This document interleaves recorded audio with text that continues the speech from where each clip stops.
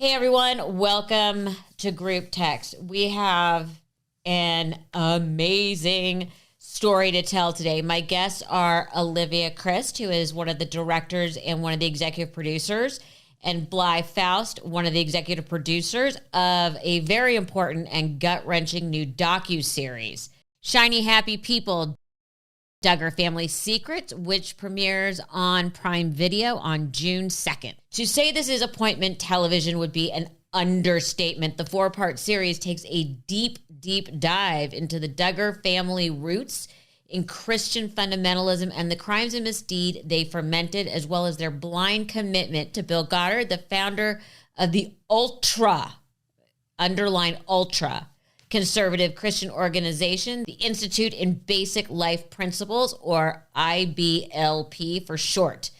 Most strikingly, the series shines a very bright light on the overwhelming power that media has to shape politics, culture, and family life in America. So, after that giant, long introduction, please welcome Olivia Christ and Bly Faust. Hi. Hi, great for having us. Yeah. Yeah, that's a thank you. That is a significant intro. Okay, first I just got to get it right out. I am lucky enough to have had a screener, and I watched all 4 episodes back to back. I mean, wow. And we're going to get into some of the deeper things that you don't expect in the docuseries. But why were the Duggars so interesting to you? Yeah, I think, for us, the Duggars are really a vehicle for, the larger story, really, for the jumping off of this larger story, which is, this insidious organization, IBLP, founded by Bill Gothard. But in terms of the Duggars, I think, for a lot of the viewers, it was just fascinating, how can one woman have so many children and, keep it all together. So I think, on the viewer side, that definitely was fascinating for people. Yeah, I mean, they're the shined up big, family that's on the cover of every People magazine, and who, even if you never watched the show, you know who they are. So I think for us, it was incredible that there was so much more to this story. And they just, but them, like the audience, I mean, people know them. And so they're the great entry point to telling like the larger story, because there is that initial interest in the family. So which came first, the chicken or the egg? Did you know what you were getting into when you started the documentary, that it's really about this extreme fundamentalist cult-like group that the Duggars happen to be a part of? Or were you interested in the Duggars and that led you to the bigger story? I think for, throughout our research process, looking at the Duggar family and then starting to notice articles pop up online that link the Duggars to the Institute in Basic Life Principles, and then going down the rabbit hole of research into the IBLP, and then just being absolutely, mind blown. Yeah, because it really, the Duggars are just a gateway in.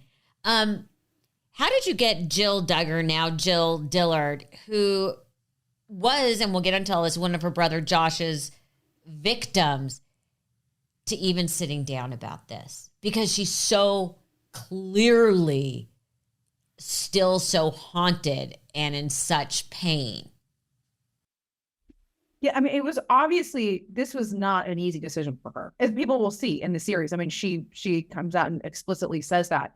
And I think that she entrusted us with the opportunity to really come forward and speak her truth and to get it all out. And I think, just in terms of like the filmmaking team and how we presented it, which was that we were going to be telling the full story and that we weren't going to hold back. But at the same time, like we are going to be thoughtful. And in terms of how we're putting, this is not a hit piece. This is not a gotcha. This is a really investigative 360, look at what this all means.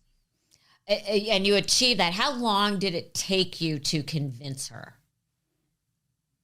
That might be more of Olivia question. I don't know. Do you remember exactly how long? I mean, the conversations went on. It was, for a little bit. It wasn't extraordinary long. I mean, we had her early in the production, but, there were several conversations that took place. Yeah, I honestly can't remember an exact time frame. I know that like, and like Bly said, like this is, it was a big deal for her to sit down. And as you can imagine, like for any of our survivors in this piece, like sitting down, telling your story is an incredibly brave thing to do. So yeah, it took a little bit more time, care, and conversation, but I think ultimately, like, we're just super grateful that she sat down with us. And she is amazing throughout this, in also how beautifully you two also tell her story and the way it unravels. So what I found out, which I didn't know any of this, I only knew the Duggars from TV and the reality show and all the jokes that my mom made, and all the jokes I've written about the size of the uterus and that things just don't fall out and whatever. But I did not know they adhered to the teachings of an organization. I just want to get this correct. Institute in Basic Life Principles, which is led by a man, is it Gothard? Gothard, yeah. Gothard. And on the surface, the group, promotes living a conservative, pure, and godly life in the name of Christianity. But it, to me, came off much more like a cult. I felt like it was at the intersection of like the Warren Jeffs, FDLS, and Scientology kind of slammed together. Can you explain a bit how they started and how they operate? Yeah, so Bill Gothard kind of came to prominence in, the 60s and 70s. Going around doing these local workshops and seminars. And they quickly became super, super popular. At one point, packing out stadiums full of people. And as one of our subjects points out, like he was kind of a rock star in terms of, Christian speakers at this point in time. And I think that really has to do with the sort of social and cultural upheaval that was happening at the time.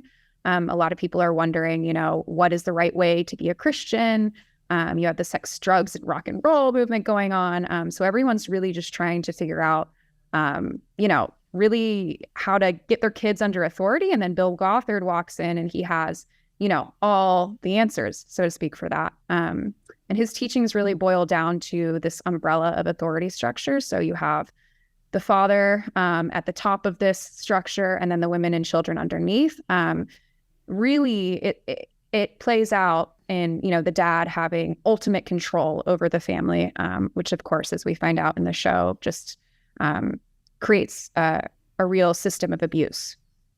What I found is people always ask why, including me, like, why'd they have so many children? And through this, you find out that the central tenet of the IBLP is, one of them is to have as many kids as possible to create, and this chilled me, what they call the Joshua generation, which is sort of breeding this younger group of citizens, for lack of a better word, to infiltrate politics and leadership and the arts. And the whole point of it is to send them out there and promote their conservative beliefs, and some of their beliefs are little things like, keep the woman pregnant and in the kitchen and barefoot, little stuff. Yeah, minor things like that, but that's exactly right. I mean, they were, raising up an army for God, and that is, you do that by, by sheer the population numbers, putting more like people out there in the world that you can teach up within the belief system, and it is a very concerted, planned effort, and with a very long goal. So Jill does say that TLC and Discovery, the producers in the network of so many Duggar shows, knew this was a coded platform for Joe Bob and Michelle and the IBLP to recruit new followers. Was she right? Did the network really know how involved they were with the IBLP, or really what they stood for? I think that this is, I will say that we certainly did not set out to do, take down of TLC. And I don't think that it comes across at all. It really is a question. It's hard to know. I mean, we reached out to a number of people who worked on the production, or the productions, I should say, and they declined to speak. So it's hard to know like what they knew when. But I think So it's not necessarily that, again, like this is not an indictment of them per se, but it is like a question for all of us, whether you're, creating media, whether you're consuming media, maybe to look a little more closely under the hood. If things feel a little bit off or a little bit different, like, okay, well, what exactly, where is the responsibility? Where does that lie? And I think that's something that we would like people to start thinking about and having a conversation around too. Is the old, what did they know and when did they know it? Yeah. And we don't know the answer to that. Yeah.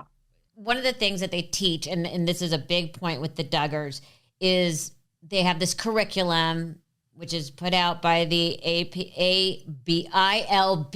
I don't know why it's so hard for me to get those letters correct. IBLP, encouraging homeschooling, and they even give you the curriculum, which is basically a joke of a curriculum. And they're sending people out into the world completely uneducated. Is that just a form of control in building this Joshua generation and just getting everyone to march in line? Or is it that they really don't want people educated, especially the women? I mean, there's that moment where two former members who are now married recount this fascinating story when the guy asked his then girlfriend about the math she learned during homeschooling. She tells him that girls only learned fractions because they needed them to know how to cook and bake. I'm finding a disconnect, and we're supposed to be putting out this Joshua generation, but yet everyone is supremely uneducated. Is that just a form of sort of how they control the family? Because it sure seems like that's how Michelle and Jim did. I mean, it really is a control family. And if you think about it too, it's really to control the women, right? For the most part. And it's like the women are never the ones that are supposed to be going out there into, for it's certainly within like with the IBLP and not speaking more broadly about, the conservative, like, Christian movement. But it is very much like the women are not supposed to be out there in the halls of Congress. Like the women are going to be at home having babies, cooking, cleaning, and all of that. So and doing fractions. And doing fractions with baking cups. Yeah. I mean, it's just, it really is remarkable and it's infuriating, especially obviously it's like female filmmakers. Yeah. Or just women in general. Yeah. Hey, Olivia, that had to have been really strange out in the field, knowing what you know and how if a woman dresses what they consider provocatively, you're sort of saying, well, whatever happens to you, you deserve.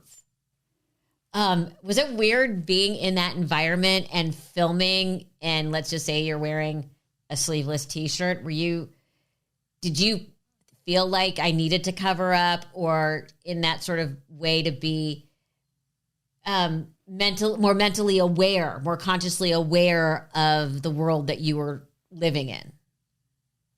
Yeah, it was interesting. And obviously throughout this whole process, I don't even know how many, I've maybe read almost all the wisdom booklets at this point, unfortunately, or fortunately for the show, I suppose. But yeah, I mean, what I'm wearing right now would be considered what they call an eye trap, which is anything that draws attention to anything that's not, your countenance, your face. It was horrifying, and it was fascinating learning about, the modesty standards, and then also seeing how that so clearly was playing out on the show. And then again, that begs the question. It's like, what were we watching, and sort of like our complicity in watching this show without asking those greater questions. It had to be. I mean, what's in those booklets? You've read them. I haven't read them. I am dying to know, because I only got the glimpses of what's in the documentary, which is you have to pick like a multiple choice which outfit is not the, was it eye trap? I only saw that part of it. Is there any real education in the sense that we use the term education, punctuation, grammar, math, history? Is anything of that ilk in those books? The whole curriculum it's not education, not in the slightest. Yeah. And I think too, we talk about a lot of different kinds of abuses in the show, and something that we really wanted to highlight was just the sheer educational neglect that these kids had to go through, and how that can be really debilitating later in life when you're trying to kind of pull yourself out of it. It is one step away from the women don't need to know how to read. It really is. And that is so frightening that goes on in normal everyday society, that is considered an option. which as being educated, ambitious, and successful women, there had to be times where you stepped back and went, this is the frickin' Twilight Zone. It is. I mean, it's crazy that we can live in, you know, the United States in 2023 and that this kind of education, you know, can take place and there's no oversight. I mean, that's a whole other conversation, right? Like we don't even get into that in our docuseries, but like who's monitoring and you know, this homeschooling, you know, these homeschooling programs, like if your children are not in public school or in the school system, you know, what kind of education you're receiving? And should there be standards? Should there be universal standards? Should there be, you know, is it up to each state? Should there be a federal standard? Like, and who, again, like so many questions raised by that, but it's really, I mean, it's sad how these kids just fell through the cracks and there was no one there to look out for them or catch them.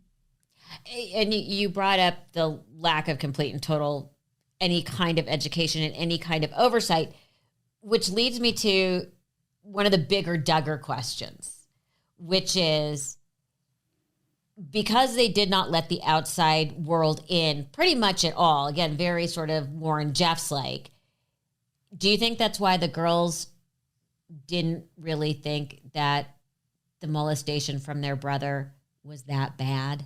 Unfortunately, the teachings in this group, well, number one, you have a bunch of families that are incredibly isolated. So that in itself is an issue.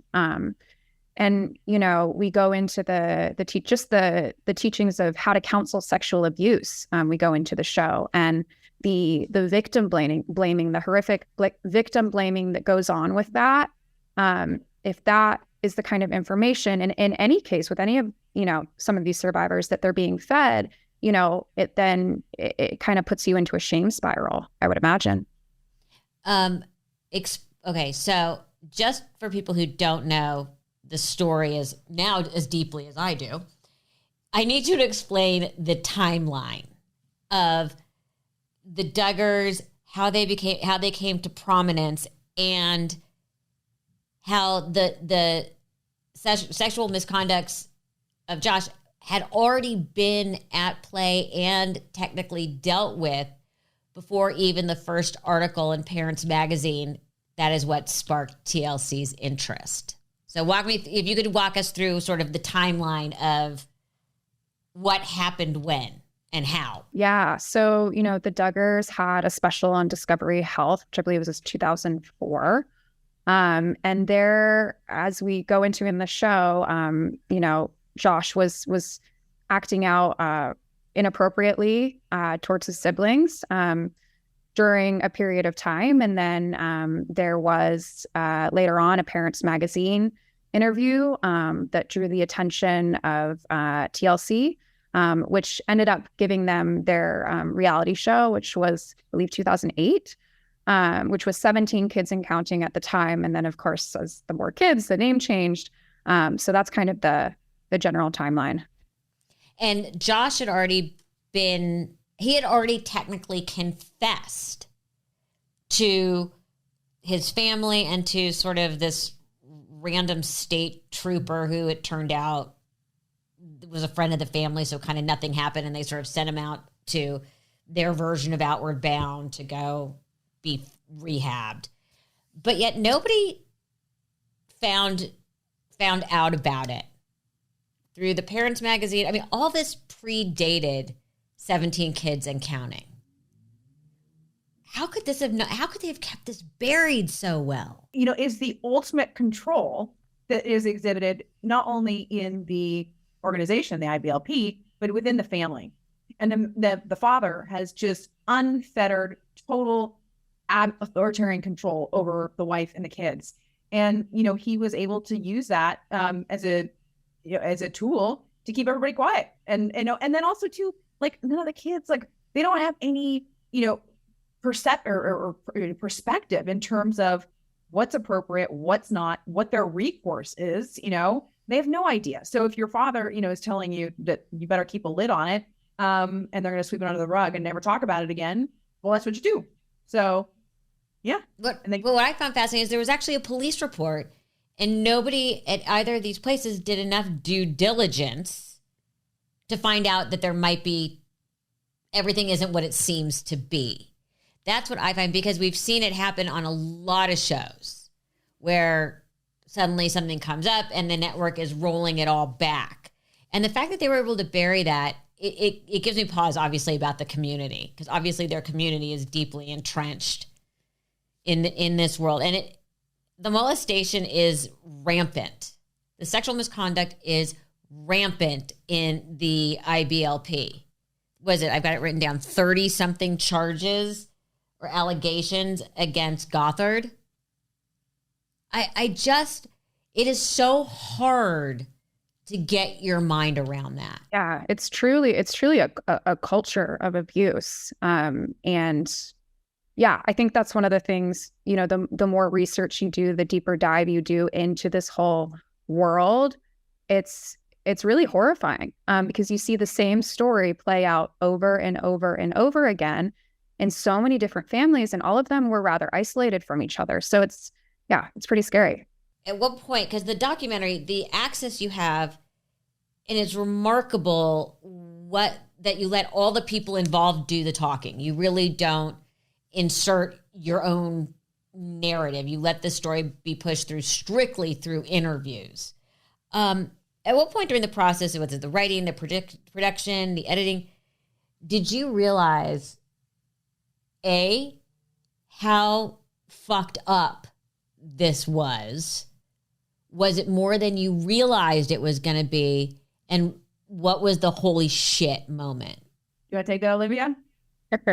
Yeah, I mean, going into it and reading all of these survivor stories, I mean, here's the other thing. I mean, the Duggar, you know, family had their TV show, but like back in, I believe it was 2011, you know, this whole survivor support group comes online called Recovering Grace. And, you know, victims of Bill Gothard are sharing their stories there, and other people as well, of just growing up in a cult, and speaking out. So this was all out there.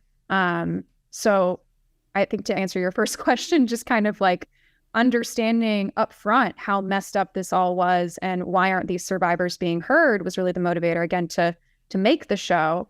And in terms of the, you know, that kind of holy shit moment, I think of just how far and wide the ideology was spreading. So into the military system, into the police, into, you know, public school system, and internationally, was really, really like a wow moment for me. Yeah, that is. It's one of those sort of chilling moments. One of the things that also struck me was when Jill Duggar asked the network to pay their out-of-pocket expenses when she had her baby to the hospital, that they got all the footage. And we've come to find out that Dad has all the money. How much money do you think they made off the show, or that Jim Bob made off the show? I mean, we won't, it's, you know, we don't want to put a specific number to it. But that being said, it's millions. And I would say that is one of the other things about this show, is that Jill really comes clean about the, you know, the labor situation. And that is pretty shocking. And labor, not by, I mean, yes, labor for delivery, but also labor as in like the work that she and the other kids and the members of the family put in by being a part of the show, and how they were not remunerated for that work. That is I think a big reveal, you know, and the details behind that, I think people will find pretty shocking. I mean, Jill and the husband seem pretty on it. How come no one's gotten a lawyer? How comes no one's saying, you know what, we're going to go after, when you find out that they signed things that as minors, that they weren't supposed to sign, or that things were supposed to be renegotiated once they became adults and they weren't. And I understand when Jill backs off, when her dad said, my agent has to be on the phone, which is, to anyone in the entertainment business, hilarious in a weird, sick, twisted kind of way. And that he had set up a production company that was holding all the money. Why hasn't she or the brothers or anyone else who's kind of gotten away hired an attorney? You know, it's hard to speculate. And by the way, it's family, right? So there's the whole family element. I don't know, suing your own family. Do you go there? Is it worth it? I mean, an interesting thing to note though is that Derek, Jill's husband, is an attorney. And Really? yes, he is a attorney, and so he just didn't make it into the documentary, but he is. And so, you know, I think it's just a personal decision, like, you know, for each one of them to make that calculation. Like, you know, do you take on your family? Do you take on a network? Like, what do you do? Yeah. And is it worth it? And is it worth it? We know where Josh is. And again, the fact the wife has stayed with him because that is what God has wanted her to do. Where are the different kids now? We see where Jill is. And the rest of them, and Josh, well, we know where he is because, you know, he's in the big house. Where is everyone? They seem to have just evaporated. You know, there are a lot of them that are still, you know, I can't speak for every single family member, of course, and there's a lot of them. But I think, you know, a number of them are still in the teachings. And there was another daughter recently who spoke out against Bill Gothard, which we were, of course, really excited to see. But no one. Ginger just came out with her book too, and I believe Ginger's in Los Angeles, and she's been speaking out, you know, very, you know, openly against the IBLP. I think they also, which I loved, is you included the cousin, who was like the outsider's insider through it. How come? I would have just thought that there would have been more frustration and anger from Jim Bob's sister and from the couple that are their very good friends till you find out they have 11 children. But that those two groups didn't see that this was actual abuse happening. I think that it goes to show you the absolute control, you know, that each of these fathers has over their families. And then also too, just when you grow up in this culture and you have, especially as a girl, is your children in general, and then if you're a girl, the idea that you have any agency doesn't exist. So if something weird is happening to you, but like you don't even know, by the way, even if it's weird, you don't know that it's weird or wrong. Maybe your gut tells you that, but no one's ever told you that. And then second of all, like, what are you going to do? Like, who are you going to go to? Like, if you're going to, you know, call out your brother, you know, your brother's above you in the pecking order. If it's something your dad is doing, who are you going to go to? The church? The church is going to put that father like right back in power. It's just, so what do you, I mean, it's just, again, like that absolute stranglehold that each one of these like fathers had over their families. You start to understand how nobody knew, you know? And the other thing is too, I mean, obviously, is that sexuality is such a, you know, a taboo subject, and it's dealt with in a really, you know, unnatural way. And so people behave, you know, inappropriately in that sort of situation. And it's again, and the whole idea of it, the shame around it, no one talks about it. So even if this inappropriate stuff is going on, certainly no one's going to talk to, you know, the outside world about it.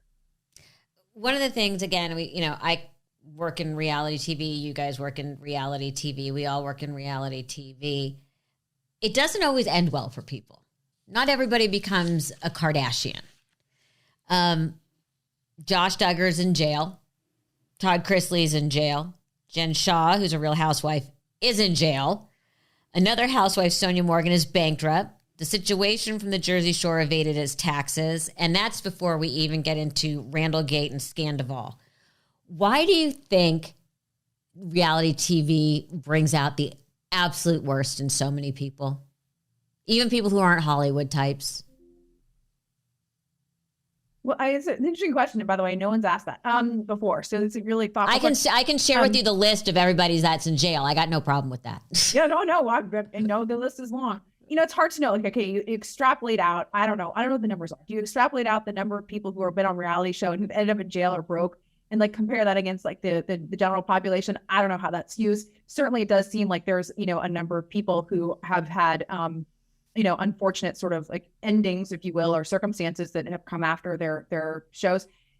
You know, sometimes I think that shows are looking for the extremes, right? And oftentimes around the extremes, there are other things at play, and there's, you know, reasons that people behave extremely, live extremely, whatever, and you know, unpacking that sometimes is complicated. And so I think, you know, and whether there's, you know, and certainly seeking attention, there are psychologically or financially, whatever it is, the reasons for doing that, oftentimes have darker underpinnings, I would say. Olivia, was there any time out in the field that you felt unsafe?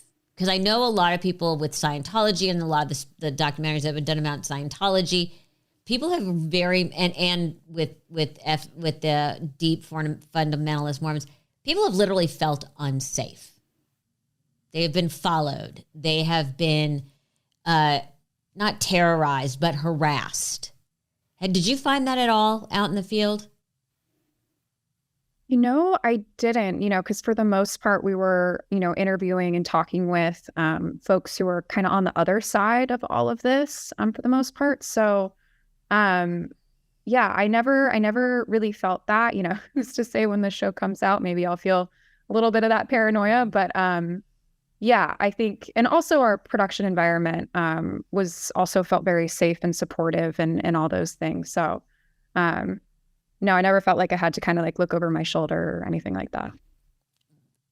Again, when you harness the power of a television network and the power of a cult and marry them together and put them on the same page, where does our entertainment system or our media fall short in doing? You could call the Duggars the best deep fake, for lack of a better term, in reality television. Next thing you're going to tell me the Chrisleys aren't really Southern. I don't think I can have that shattered. Below Deck really isn't on a boat. That would that would level me. Because I have very strong opinions about this. And I know we touched on it earlier, where does the responsibility of true due diligence lie? Because we've seen blow-ups on The Bachelor and The Bachelorette and all these people going to jail and people, and I'm taking out all the Vanderpump stuff because that's just yucky people acting poorly. But we really find out horrible things about their past after they've been held up to be heroes or stars by very powerful entertainment conglomerates. Where's the disconnect? Why have they not learned that you need to really, really vet people? Yeah, it's hard. We absolutely agree. And there's got to be some standard, right? There's got to be some, there has to be some process by which to avoid promulgating, perfect shiny pictures or whatever, or putting people on who are abusers, who are, whether it's, sexual, emotional, financial, whatever it may be, physical. And I don't know. I think we don't know, the vetting process that TLC went through. Again, like we reached out to many, many, many, many, many people who worked on the shows, and just nobody was willing to go on the record and speak with us. So it's hard to know like what the process really was and looking or what they use for other shows. And again, it's not just TLC, but it's like every show, I think. And that's what you're getting at as well. Yeah. It does seem to be like, how, if you've done like a basic background check, if you've done a basic, scan of like, police and court records, would that have come up? Hard to know. obviously it varies by state to state. And like, you would think you would think Josh Duggar's police report would come out. You'd think. Now, and then of course, like every state, the databases are all, kind of screwier than others and harder to find things. And, and obviously it gets better and better with time, like in terms of the ease with which to find, information. So it's hard to know kind of where things fell apart, but clearly they did. And it does, I think hopefully this, engenders a conversation for people to start taking a closer look at having a conversation about, okay, if we're going to do these shows, is there some standard? Is there and what are they? And, how do we address that? And I think the other thing is as viewers too, I don't know if are we complicit in like supporting it? Are we not? Whose responsibility is it? If things feel a little off and a little weird and we just ignore it and just keep dialing in and buying the magazines and tuning in, I don't know. Is that on us at all? Hard to know. I think I just see a college course, but that's just my opinion. They can do a college course on Taylor Swift. They can do a course on this. What do you guys hope what people take away from this? Yeah, I think two things. One, kind of going off the whole reality TV conversation, is there really isn't a lot of like rules and regulations with regards to children on reality television. To my knowledge, there are no studio teachers. Ooh, I didn't even think of that. Yeah, I think there's a larger conversation that certainly needs to happen there in the interest of protecting children. And I think secondly, we have had a lot of survivors, bravely speak out in this series. And I think one of the main things that they're getting at, and we hope other people realize, is that, if you are trying to get out of a group like this, that you're not alone. It might feel that way in the moment, but there is really a community out there that will catch you. Why do you agree, or what else do you hope? 100% agree. And I think that I just hope that people continue to look at any organization, religious, secular, otherwise, any whether an institution, group of people, whatever, whenever there's like a really centralized power. And unfortunately, usually when it's a patriarchal male centralized power and there's secrecy around it, take a really hard look at what's really going on there, because there's probably a lot more to the story. Shiny Happy People, Duggar Family Secrets, which premieres on Prime Video on June 2nd. I already told a friend of mine who is going to be traveling on that weekend to make sure that they can have their Amazon Prime app ready to go, because it is not just, it's literally a can't miss. People have to see it. And ladies, thank you so much for taking the time. It was everything you want a documentary to be. So I don't know much more praise I can give that than that. I'd take that and then some. Thank you. We really appreciate it. Thank you so much.